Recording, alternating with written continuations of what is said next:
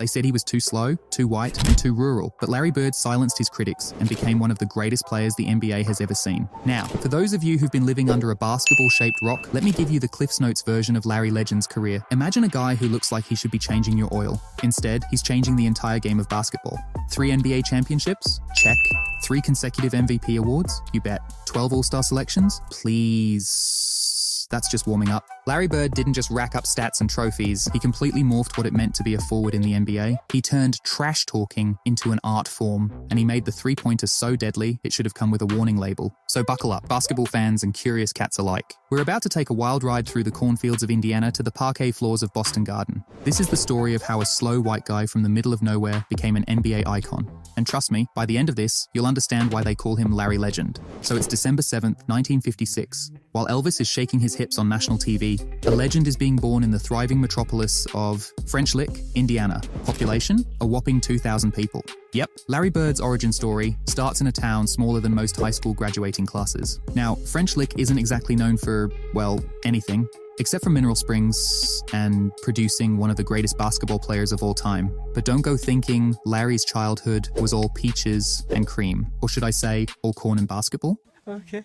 The Bird family wasn't exactly rolling in dough. Larry's dad, Joe Bird, worked 2 jobs just to keep food on the table. His mum, Georgia, juggled raising 6 kids while working at a local diner. Imagine trying to feed 6 growing kids on a shoestring budget. That's not a family, that's a small army. And let me tell you, life in the Bird household wasn't always a slam dunk. Joe struggled with alcoholism, and the family's finances were about as stable as a rookie's jump shot. While most kids were watching cartoons, little Larry was watching his dad play in local basketball leagues. Talk about foreshadowing, right? Now you might be thinking, surely Larry was a basketball prodigy from day one?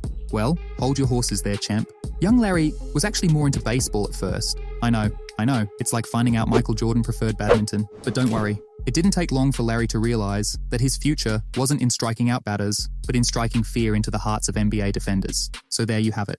Larry Bird, born in a town smaller than most Walmart parking lots, raised in a family that knew the value of a dollar because they rarely saw one, and initially more interested in home runs than three-pointers. Who would have thought this was the beginning of an NBA legend? But hey, as they say, from small towns come big dreams. And Larry Bird? He was about to dream bigger than anyone in French Lick had ever dared, going back to the early 1970s. Bell-bottoms are in, disco is king, and in tiny French Lick, Indiana, a gangly kid named Larry Bird is about to turn Springs Valley High School into his personal playground. Now, Springs Valley isn't exactly a basketball powerhouse. It's more like the little engine that could, if the engine was 6'9" and had a killer jump shot. But Larry, he's about to put this school on the map. And by put on the map, I mean make people actually look for French Lick on a map. Let's break down Larry's high school stats, shall we? As a senior, Bird averaged 31 points per game. That's not a typo, folks. 31 points per game. He was scoring more often than a Hollywood heartthrob at a fan convention. But wait, there's more. 21 rebounds per game. That's right. He was grabbing more boards than a lumberjack in a forest. And just to show he wasn't selfish, he dished out 4 assists per game too. Because sharing is caring, even when you're the best player in the state by a country mile. In his final year, Larry racked up a mind-boggling 764 points in just 25 games. That's more points than some entire teams scored in a season. Larry's high school career average was a very cool 22.9 points per game. Most kids would kill for that as a single game high, let alone a career average. Now you might be thinking, surely Larry led Springs Valley to multiple state championships, right? Well, not quite. This isn't a Disney movie, folks, but he did lead them to the sectional championship. In Indiana high school basketball, that's like winning the Super Bowl. If the Super Bowl was played in a high school gym and the trophy was a really nice plaque. By the time Larry graduated in 1974, he was Springs Valley's all-time leading scorer. He had set the bar so high, it took 50 years for someone to break his single-game scoring record of 55 points. That's right, it took half a century for someone to top Larry's best game. Talk about leaving a legacy. So, there you have it. Larry Bird, turning a small-town high school into the stuff of legend. One impossibly high-scoring average at a time. Little did the folks in French Lick know, this was just the warm-up act for Larry Legend. The NBA? It had no idea what was coming its way. Moving back to its August 1974, Larry Bird, fresh out of high school, arrives at Indiana University. He's got $75 in his pocket, 1 pair of pants, and a dream. Sounds like the start of every college kid's story, right? Wrong. This is Larry Bird we're talking about. Now, most folks think Larry left IU because he was homesick, or maybe he couldn't handle the bright lights of Bloomington. Population, a whopping 70,000. But let me tell you, that's about as accurate as a Shaq free throw. Here's the real scoop, straight from the Bird's beak. Financially, I couldn't stay, I just couldn't do it. That's right, folks. The future NBA legend was broke as a joke. Let's break it down. Larry's family was poorer than a church mouse. His mum was working 2 waitressing jobs just to keep the lights on. And Larry? He had saved up for a year to go to college, but it was like bringing a knife to a gunfight. Now, you might be thinking, but wait, wasn't he on scholarship? Sure, but scholarships don't buy you clothes, food, or a social life. And Larry wasn't about to start selling autographs, though if he had, he could have bought French lick by now. Larry lasted at IU from August 26th to September 18th, 1974. That's 24 days, folks. Some people keep New Year's resolutions longer than that. Now, let's address the elephant in the gym. What about the legendary coach, Bobby Knight? Surely he could have helped Larry out, right? Well, according to Larry, it wasn't that I was homesick or didn't like the coach. Translation: Knight wasn't the problem. Though rumor has it, Knight once walked right past Larry without saying a word. Talk about a cold shoulder. Brr. But here's where it gets interesting. Larry says he and Knight would have gotten along just fine. Whatever they tell you, you've got to. You may not like it, but you've got to do it. Sounds like Larry was ready to run through walls for Knight. Too bad he couldn't afford the bandages afterward. Larry Bird's stint at IU was shorter than a Vine video. He came, he saw, he went broke, he left. But don't feel too bad for old Larry. This setback was just setting the stage for one of the greatest comebacks in basketball history. Because sometimes you've got to hit rock bottom before you can soar with the Eagles. Or in this case, with the Sycamores of Indiana State. But that's a story for another day. Moving on to Larry Bird's redemption arc at Indiana State University. This is where our small town hero goes from zero to, well, not quite hero yet, but definitely on his way to legendary status. So, it's 1976. Larry Bird has been working as a garbage man. Yes, you heard that right. The future NBA superstar was picking up your grandma's trash. Talk about a slam dunk in humility, huh? But then, like a phoenix rising from the ashes, or in this case, a bird from the garbage heap, Larry decides to give college basketball another shot at Indiana State University. Now let me paint you a picture of Indiana State before Larry Bird. Their basketball team was about as relevant as a VHS player in 2023. They had a grand total of 0 NCAA tournament appearances.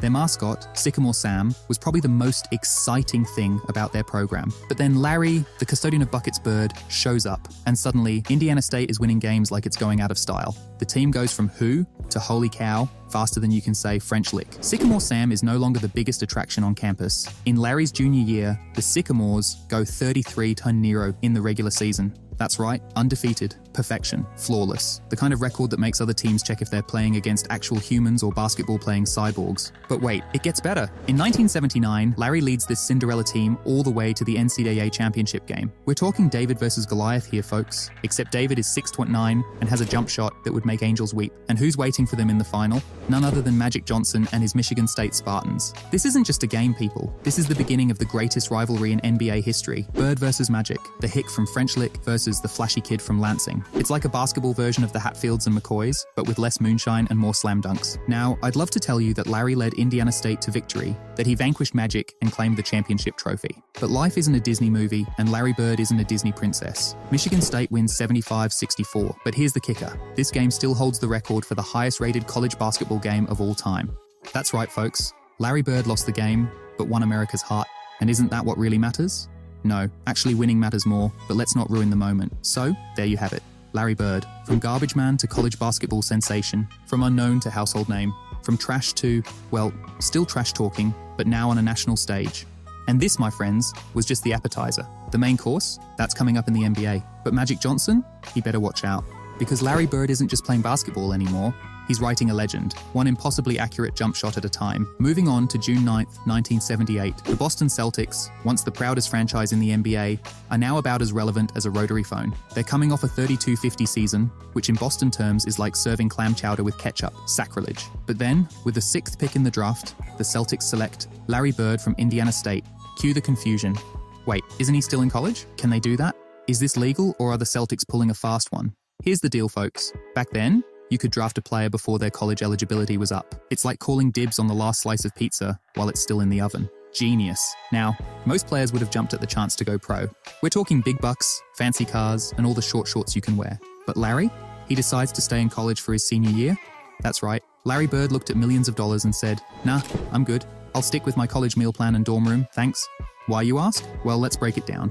Larry wanted to finish what he started. Loyalty, folks. It's not just for dogs anymore. He felt he owed it to Indiana State because apparently leading them to national relevance wasn't enough. He wanted to improve his game, as if averaging 30 points and 13 rebounds wasn't good enough. But thing is, the Celtics still owned his rights for a year. It's like putting a reserved sign on the best player in college basketball. Now, some people called Larry greedy for not signing right away. But let's be real. If you had the chance to increase your value by millions, wouldn't you do it? It's not greed.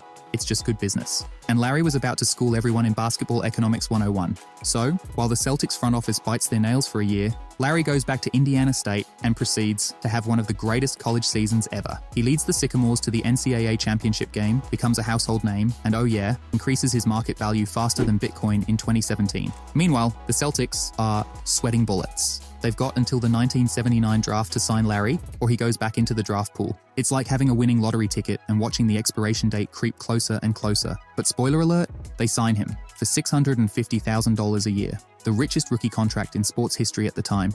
Larry Bird making history before he even steps on an NBA court. So there you have it, folks. Larry Bird, drafted while still in college, chose books over bucks, temporarily, and made the Celtics wait like a lovesick teenager. But trust me, for Boston, he was worth every agonizing second of that wait, because the NBA was about to witness the arrival of not just a player, but a legend in the making. And let me tell you, this bird was ready to fly. So what about skepticism Larry Bird faced when he first entered the NBA? It's a tale of doubters, haters, and some good old-fashioned stereotyping. Let's get into it. The league's thinking, who's this white guy from Indiana State? Now, let's talk about those initial doubters. Oh boy, were there plenty. Red Auerbach, the Celtics' legendary coach, said, "When I drafted Larry Bird, people thought I was nuts. They said, you can't build a team around a slow white guy." Slow? White? Oh, Red, you sweet summer child. You had no idea what was coming. One anonymous scout reportedly said, "He's too slow, too weak, and too white to make it in the NBA." Too white? I didn't realize there was a melanin requirement for dribbling a basketball. But here's the kicker. The stereotypes about white players in the NBA, they were about as subtle as a brick to the face. White players were supposed to be cerebral, because apparently thinking and jumping are mutually exclusive. Fundamentally sound, code for can't dunk to save his life, coach on the floor. Translation, slow as molasses, but knows where to stand. And my personal favorite, deceptively athletic, because how else could a white guy possibly be good at basketball? It's like they thought Larry was bringing a protractor to a slam dunk contest. But here's the thing about stereotypes. They're about as useful as a screen door on a submarine. Larry Bird wasn't just breaking stereotypes, he was dunking on them, shooting threes over them, and trash-talking them into oblivion. He wasn't just cerebral, he was a basketball savant with court vision that would make an eagle jealous. He wasn't just fundamentally sound, he was revolutionizing the game with his versatility. And deceptively athletic? Please. The only thing deceptive was how badly he was about to embarrass his opponents. So, while the critics were busy trying to fit Larry into their neat little white player box, he was busy becoming, well, Larry Legend. Because here's the truth, folks. Basketball doesn't care what color you are. It only cares if you can play. And boy, could Larry Bird play. So, next time someone tries to put you in a box based on how you look, remember Larry Bird. Remember how he took those stereotypes, crumpled them up like a piece of paper, and swished a three-pointer with them. Because in the end, it's not about being white, black, or purple with pink polka dots. It's about being damn good at what you do. And Larry Bird, he was better than good. He was legendary. Moving on to the Boston Celtics circa 1979, or as I like to call it, the year before Bird. It's a tale of woe, desperation, and more losses than a casino on senior discount day. Let's get into it. It's 1979, and the once mighty Boston Celtics are about as intimidating as a wet noodle in a boxing match. The team that Bill Russell built? Gone. The dynasty that Red Auerbach nurtured? On life support. The pride of Beantown? More like the shame of Massachusetts.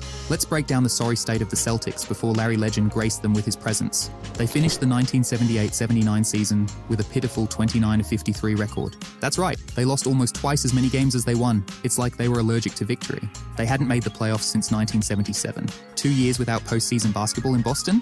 That's like 2 years without clam chowder. Unthinkable. Their leading scorer? Cedric Maxwell at a whopping 19 points per game. No disrespect to Cornbread, but when he's your offensive juggernaut, you've got problems. They were drawing flies to the Boston Garden. Fans were more excited about watching paint dry than Celtics basketball. Now, enter Larry Bird, the great white hope.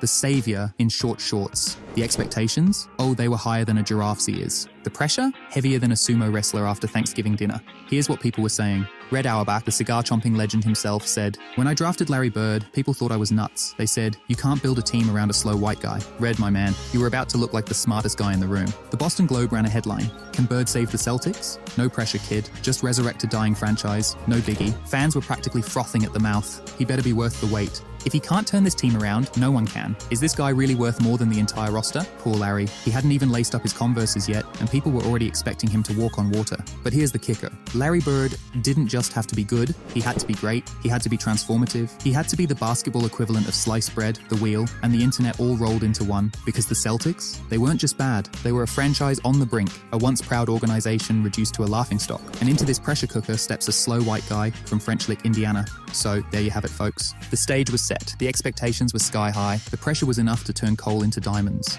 The Celtics? They were about as threatening as a kitten in a lion's den. But Larry? He's about to turn this team from zero to hero faster than you can say French lick. Remember that pitiful 29-53 record? Well, with Larry on board, the Celtics pull a 180 so fast it gives the league whiplash. They go 61-21. That's right, a 32-game improvement. It's like the Celtics went from a Pinto to a Porsche overnight. One teammate said, "It's like we got Michael Jordan and Magic Johnson in one player." Talk about a compliment sandwich with a side of hyperbole. Now, while Larry's turning water into wine in Boston, Magic Johnson's doing his thing in LA. It's like watching two gunslingers squaring off at high noon. Magic's averaging 18 points, 7.7 rebounds, and 7.3 assists. Pretty good, right? But Larry? He's putting up 21.3 points, 10.4 rebounds, and 4.5 assists. It's like Magic brought a knife to a gunfight. So, naturally, Larry snags the Rookie of the Year award. It's like giving an Oscar to Meryl Streep. Was there ever any doubt? His stats? They're nuttier than a squirrel's winter stash. 21.3 points per game, 10.4 rebounds per game, 4.5 assists per game, 1.7 steals per game. He's not just filling the stat sheet, he's overflowing it. Now let's talk about Larry's game. It's like watching a chess master play speed chess. Larry's passes? They're so good, they should come with a warning label. He's threading needles that don't even exist yet. One time,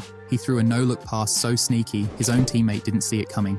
Bonked him right on the noggin. Oops, his jump shot? Smoother than butter on a bald monkey. From downtown? He's money. Mid-range? Cash money. He once said, "I don't know if I practice more than anybody, but I sure practiced enough." Understatement of the century, Larry. Larry's basketball IQ? It's off the charts. He's not playing checkers while everyone else is playing chess. He's playing 4D chess while everyone else is still learning the rules. Fast forward to 1981. The Celtics are in the finals against the Houston Rockets. Larry's like, "Championship? Don't mind if I do." In Game 6, he drops 27 points, grabs 13 rebounds, and dishes out 5 assists. The Celtics win 102-91. Banner number 14 is going up. All-star selections? He's racking them up like they're going out of style. All-NBA first team? They might as well rename it the Larry Bird and 4 other guys team. One coach said, "Larry Bird is so good, it's frightening." Frightening for opponents, maybe? For Celtics fans? It's like Christmas every game day. So there you have it, folks. Larry Bird, from rookie sensation to NBA champion in 2 years flat.